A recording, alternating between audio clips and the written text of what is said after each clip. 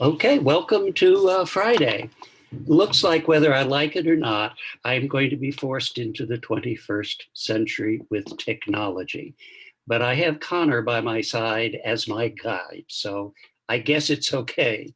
If something unusual happens, we'll talk about it in half an hour. We've got a new location just for today. We're in the back office of Story and Song. You are now within the confines of the inner sanctum. Aren't you lucky? On Friday, today, we're going to deal with one of my very favorite books, a recent discovery. Short Nights of the Shadow Catcher, the epic life of the immortal and mortal photographs of Edward Curtis. And it is by Timothy Egan. And I rather like to know what authors look like. This is a paper-bound version. And have a look. Oops, there we go. There's Timothy Egan. Now, what we're going to do before I read anything from the book, I just discovered two fascinating quotes.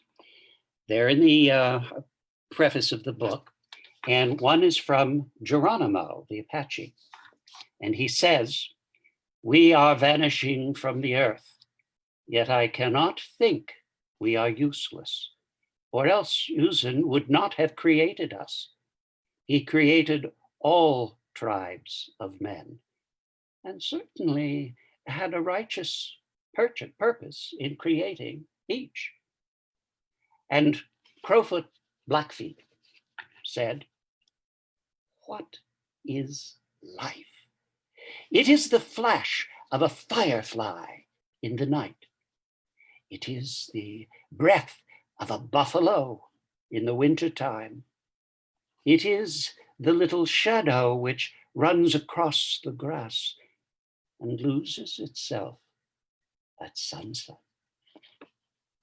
And now we are going to begin our story.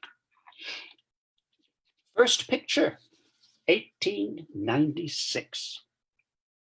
The last Indian of Seattle lived in a shack down among the greased piers and coal bunkers of the new city, on what was then called West Street. Her hovel in the grip of Puget Sound, off Plum in a rise above the tidal flats. The cabin was 2 rooms, cloaked in a chipped jacket of clapboards, damp inside. Shanty Town was the unofficial name for this part of the city, and if you wanted to dump a bucket of cooking oil, or a rusted stove, or a body, this was the place to do it. It smelled of viscera, sewerage, and raw industry. And only when a strong breeze huffed in from the Pacific did people on shore get a brief, briny reprieve from the residual odors of their labor. The city was named for the old woman's father, though the founders had trouble pronouncing Sialach, a kind of a guttural grunt to the ears of Midwesterns, freshly settled at the far edge of the continent. Nor could any they fathom how to pronounce or say Kikizom Olo, his daughter. So the seaport became Seattle, much more melodic, and the eccentric woman was renamed Princess Angeline, the oldest and last surviving child of the chief of the Duwamish and Suquamish. Seattle died in 1866. Had the residents of the village on Elliott Bay followed the custom of his people, they would have been forbidden to speak his name for at least a year after his death. As it was, his spirit was insulted hourly at the least, on every day of the year.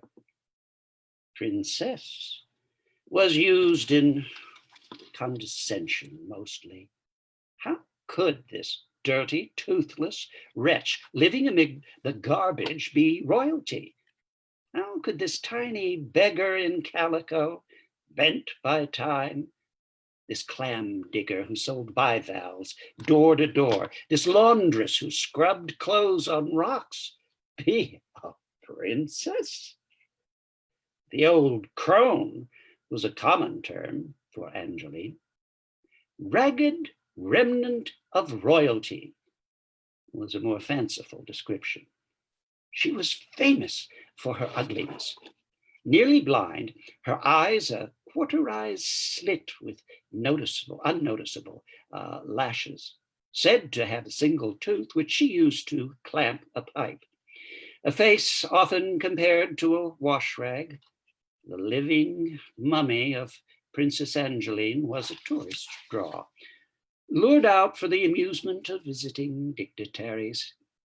When she met Benjamin Harrison, the shaggy bearded 23rd President of the United States during his 1891 trip to Puget Sound, the native extended a withered hand and shouted, "Kalhauya," a traditional greeting.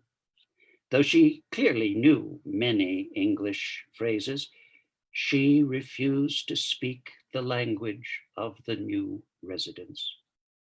"Nikahala Komtov," her contemporaries quoted her as saying, "I cannot understand." Angeline was nearly alone in using words that had clung like angel hair to the forested hill above the bay for centuries. Lashutsid, the Coast Salish dialect, was her native tongue, once spoken by about 8,000 people who lived all around the inland sea, their hamlets holding to the higher ground near streams that delivered the tai, also called chinook or king salmon, to the doorsteps of their big-boned timber lodges. Angeline came to our house shortly before her death. A granddaughter of one of the city's founders remembered. She sat on a stool and spoke in native language. We forgot her ugliness and her grumpiness and realized, as never before, the tragedy of her life and that of all Indians. They could appreciate the tragedy, of course, in an abstract, vaguely sympathetic way, because they had no doubt that Indians would soon disappear from what would become the largest city on the continent named for a Native American. Well before the 20th century dawned, there was a rush to the past tense in a country with plenty of real, live indigenous people in its midst. Angeline, by the terms of the Point Elliott Treaty of 1855, was not even allowed to reside in town. The pact said the Duwamish and Suquamish had to leave, get out of sight, move across the bay to a sliver of rocky ground set aside for the Aborigines, the bands who had lived by the river that drained the Cascade Mountains, gave up 2 million acres for a small cash settlement, 1 blanket, and 4.5 yards of cloth per person. 11 years later, Seattle passed a law making it a crime for anyone to harbor an Indian within city limits. Angeline ignored the treaty and the ordinance. She refused to move. She had no desire to live among the family clans and their feuds on the speck of reservation land that looked back at the rising sun. The Boston men, as older Indians called the wave of Anglos from that distant port, allowed tiny Angeline to stay, a free to roam sovereign, outcast in the land of her ancestors. She was harmless, after all, a quaint, colorful connection to a vanquished past. Poor, broken Angeline. Is she still here in that dreadful shack? Oh God, what a piteous sight. She was even celebrated in verse by the early mythologists of Seattle. Her wardrobe was a varied one, donated by almost everyone. But Angeline deemed it not worthwhile to put on others' cast-off style, and much preferred a plain bandana to kerchief silk from far Havana. The children of the new city and the American boys in short pants had no verse or kind words for her. Angeline was prey. Great fun. They taunted the gnarled Indian, threw rocks at her. These urchins would lurk around the waterfront after school, looking to catch Angeline by surprise. Then they would fire their stones at her and watch her squawk in befuddlement. "You old hag!" the boys shouted. But she gave as good as she got. Under those layers of filthy skirts, Angeline carried rocks for self-defense. She didn't leave the shack without ammunition. She didn't hide or retreat, but instead she would sink an arthritic hand into one of her many pockets, find a stone, and let it rip back at the boys. "Take that, you bastards!" Once she hit Raleigh Denny. Oh, he of the founding family whose name was all over the plats of the fast expanding city. Hit him square with a rock for all to see at the corner of Front and Madison. This also became part of the verse. The poetic myth, the crippled, sickly elfin descendant of Chief Seattle, nailed the snot-nosed kid ere the much of the land taken from the native people. For once he hit her with a stone, and she hit him back and made him moan. No one was certain of Angeline's age.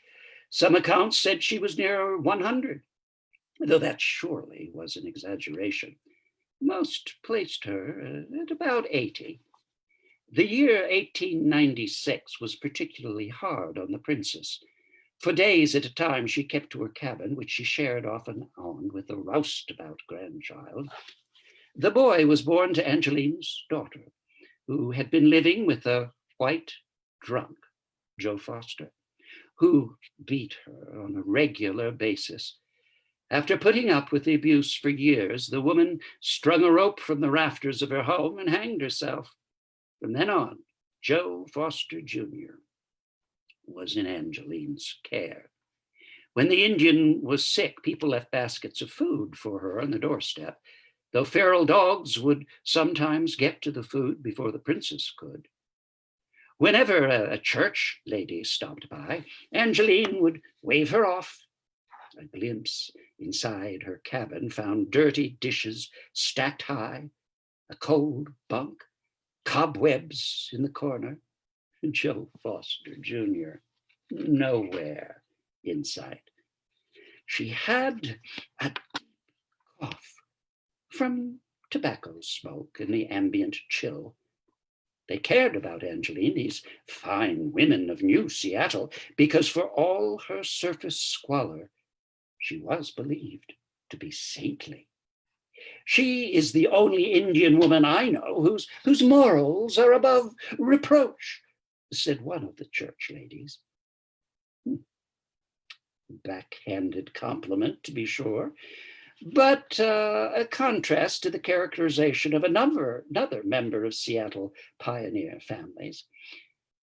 "The Indians at best are but a poor, degraded race," wrote Catherine Blaine, wife of the Reverend Blaine, in a letter home to the Midwest. Oh, far inferior to even the lowliest among you. The Reverend had a harsher view. The coarse, filthy, debased natives, he called the inhabitants of this beautiful region, pitiable objects of neglect and degradation, he wrote. Oh, they lie, gamble, steal, get drunk, and all other bad things, almost as a matter of duty. The good ladies insisted that Angeline seek medical attention. She must not spend another day in the sloping shack by the shore, or she would soon die. Against her will, the Indian was taken to the hospital up the hill. There she sat, sphinx-like, not saying a word. A doctor got her to put down her cane, take the pipe out of her mouth, remove the scarf and bandana, and strip away a few layers of skirt.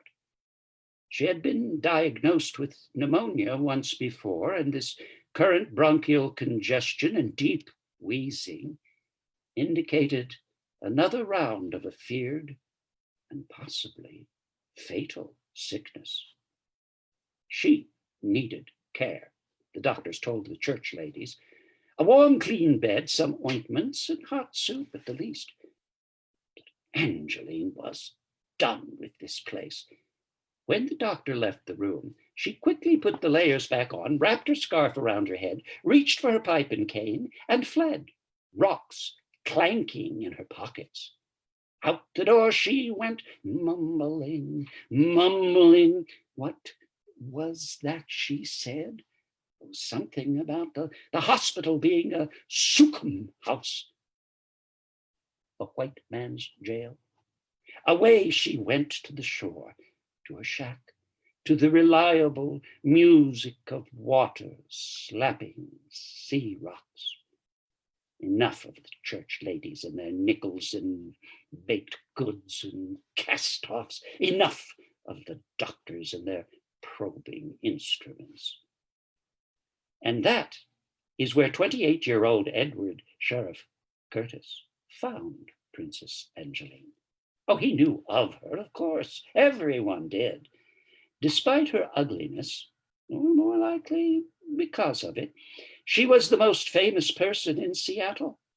Her image on china plates and other knickknacks sold to visitors who flooded into Puget Sound as the weather warmed.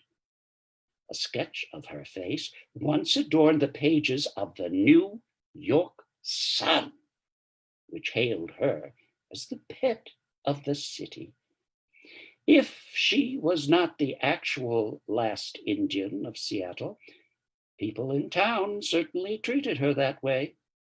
Her very existence served as a living expression of how one way of life was far inferior to the other, and that it was the natural order of things for these native people to pass on. Just look at her. Your God is not our God. Your God loves your people and hates mine. So said Chief Seattle himself in his famous treaty speech. Well, maybe not. His translator, Dr. Henry A. Smith, was an eloquent fabulist and only relayed these words many years after the Duwamish tribal head had passed away in 1866. But for the inheritors of a moisture-kissed land so stunning, it was hailed by the British explorer George Vancouver in 1792 as exhibiting everything that bounteous nature could be expected to draw into one point of view. They expressed the prevailing sentiment. And so these haunted words went into the chief's mouth, the speech refined along the way as it was chiseled into American history and twined into the city's creation myth. Our people are ebbing away like a rapidly receding tide that will never return. And a few more moons, a few more winters, and not one of the descendants of the mighty hosts that once moved over this broad land or lived in happy homes protected by the Great Spirit, will remain to mourn over the graves of a people once more powerful and hopeful than yours. And these shores will swarm with the invisible dead of my tribe. When Curtis saw Angeline moving along the shore, the visible, nearly dead, using that cane of hers more like a blind woman trying to find her way than an old lady struggling for balance, she looked at once like the perfect subject. There against the deep waters of Puget Sound, there with the snow-mantled Olympic mountains framed behind her, there with the growl of earth-digging machines and the snorts of steamships and loading crews and the clatter of streetcars and trolleys, with all of that, Curtis saw a moment from a time before any white man had looked upon these shores. He saw a person and nature, one of the same in his mind as they belonged, a frozen image of a lost time. He must take that picture before she passed. Curtis had come bounding down the steep hill from the big house into which he had just moved his ever-expanding family at 413 8th Avenue. And what a vision of style, manliness, and ambition he presented. He was positively glowing as he moved. Oh, already a master of the fastest growing city in the American West. With his 6'2" frame, he towered over Angeline. His Van Dyke beard, his polished boots, his hat tipped rakishly to one side, barely above the heavy-lidded eyes, made him look like a bit of a dandy. There was style to his swagger. He had the kind of charisma that came from a combination of looks, confidence, and good luck. He has a dreamy sort of drawly voice, one male admirer wrote. His blue eyes are sleepy ones with a half-subdued air of humor lurking in their depth. But what the merchants who waved to him and bid him, "Good morning, Mr. Curtis," and the strangers who smiled warmly at the sleepy-eyed man in full did not know was how much of his persona was forced. A creation young Curtis had forged in a remarkably short period of time. Oh yes, he owned the fancy studio downtown, 6 blocks from home, with portrait-filled parlor that alone was worth a visit. Yes, he was married to a gorgeous woman, dark-haired and intelligent, with 1 child and a second on the way, and they shared that house up on the hill with his mother and other family members. And yes, the discerning Argus, well read in the region by the well-fed, had pronounced Curtis and his partner the leading photographers of Puget Sound, a mere 5 years after Curtis mortgaged the family homestead to buy into a picture shop. One of the greatest examples of business energy and perseverance to be found in Seattle today, the paper said. Now, if you had any money or beauty or desired both, it was de rigueur to pose for the master who worked behind the standing lens at Curtis and Guptill, photographers and photo engravers. The things they could do, the shadows, the painterly effects, the daring nudes. Oh, not advertised.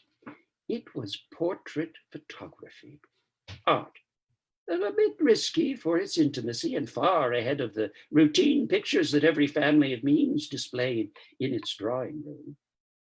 The finished picture could be printed on gold or silver plaque, a method that was original to Kurtz and Gupto, the Argus noted. Brilliant and beautiful beyond description.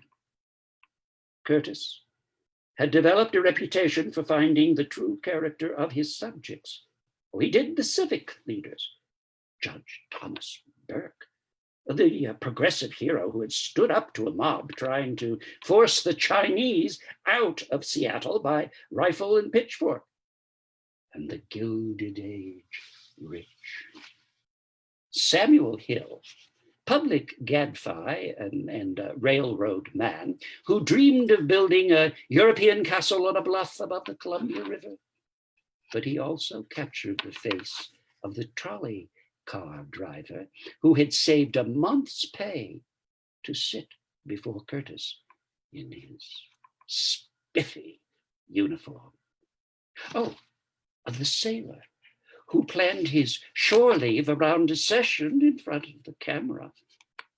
He brought out the radiance of the young strivers, women of 17, convinced that a Kurtz portrait was a passport to a better life.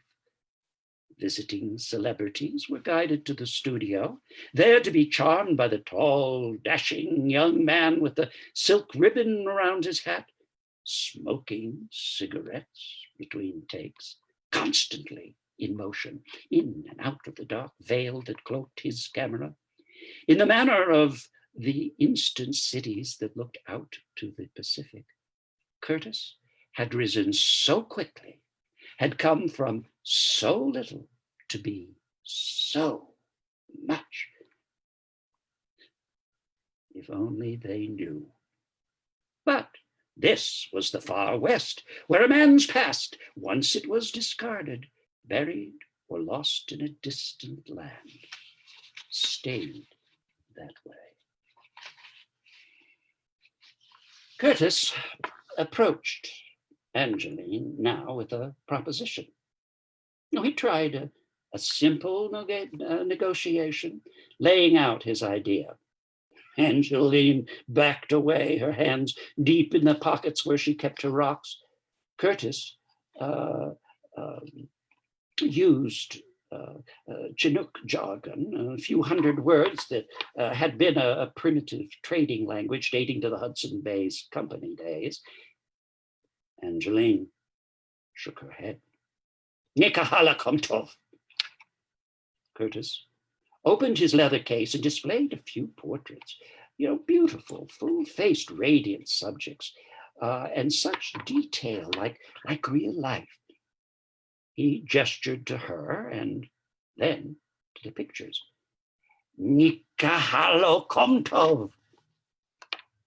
At last, he reached into his pocket and produced some coins. More hand gestures followed. A simple exchange did the trick. Money for picture. Up the hill they walked, Angeline pausing to rest every few steps to the studio at 614 2nd Avenue. Inside, it took some time for Kurtz to persuade Angeline to get comfortable. Plenty of people had taken her picture before. It was usually quick, followed by a growl from the native woman. Kurtz had her sit and look around the room. Daydream, if she liked. Gave her some tobacco for her pipe, maybe one of his cigarettes. Of course, after some time, she loosened the bandana and the scarf. No, just as you are. The cane. He wanted the Indian stick of worn hardwood to be in the portrait, too. It was as much a part of Angeline as the faded calico skirts.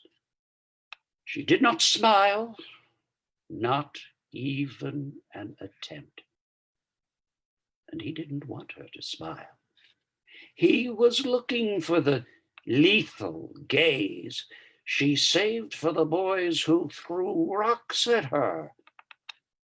He hoped to convey a face that had seen worlds change, forests leveled, tidelands filled, people crushed. As a girl, she never dug a clam or washed a bit of clothing. Her father had slaves from other tribes to do menial work. Her current status, the scrub woman in a shack, was anything but quaint. Already official histories had established a consistent narrative of natives welcoming the passage of one era to the next. The advent of the white man was a pleasant episode in the lives of the savage people.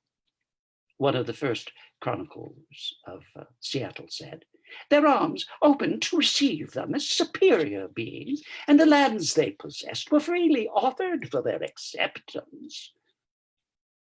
The face of Edward Curtis's last Indian of Seattle would say something else. Would you like to see that face? Here is Princess Angeline, as only Curtis saw her, and the rest of the populace of Seattle, one might say, as well. Can you imagine those poor boys cowering as she tossed a rock at them?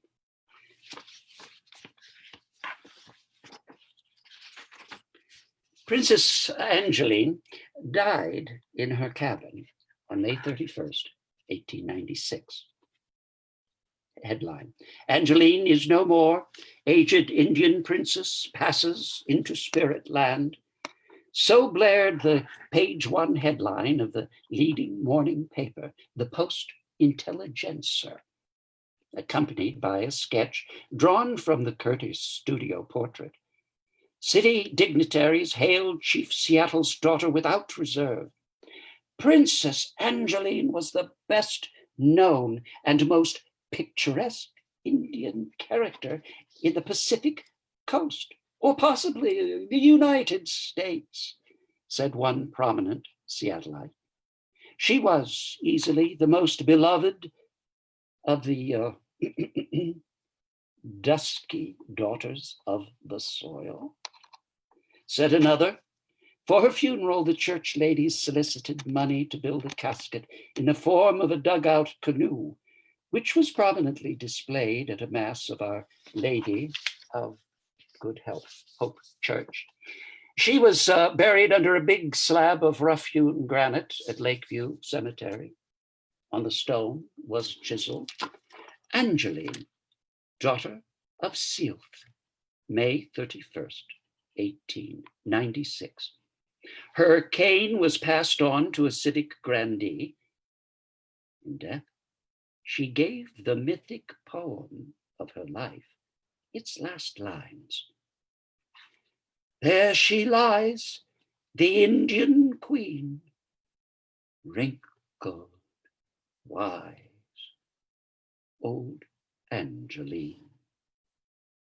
At the far southern edge of the city, near Lake Washington, a street was named for the princess. Her passing was news across the United States, detailed in a lengthy wire service article. She is almost certainly the last of the Duwamish tribe, the story concluded. And with that, the new inhabitants of this part of the far west closed the book on a people whose presence had gone back to at least the time of the Roman Empire. Most everyone, that is, but young Edward Curtis. For him, Angeline was the start of the largest, most comprehensive, and ambitious photographic odyssey in American history. The second step would be upward into the clouds. Now, I failed to point something out to you. You can barely see it, but see my finger bouncing? That's the cane that was referenced that Kurtz definitely wanted. Now, do you want to know what this man of vision looked like? Fasten your seatbelts, friends. Take a look at Kurtz.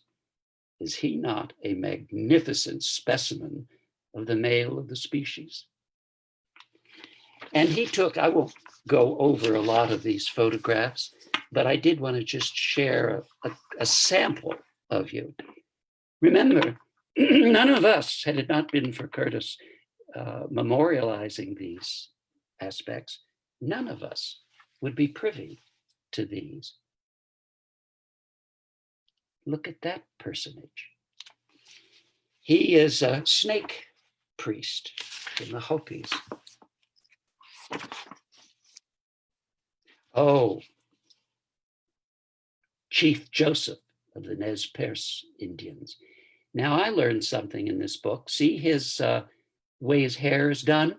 There's no headdress as there was in the previous photograph. That was a signifier.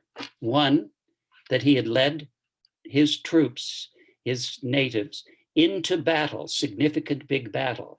And two, that swoop and poof, that told you something.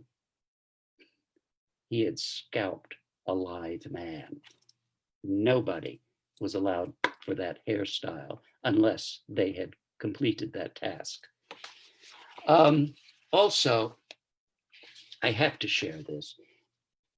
There's the portrait of Teddy Roosevelt, and I bring that into play because TR was indeed responsible and helped Kurtz in his path, the National Geographic Society. A lot of people finally caught on to what he was doing and supported his photographic odyssey. What a treasure. And this book, I've read about half of it, and I'm going to put it back on the shelves so you can pick it up if you wish. But it's an arresting read. It just tells an incredible story, and there's such richness within. Well, thank you for sharing Friday with me. And I want to give you a heads up. Trees are going to be the subject of our next poetry exploration next Wednesday.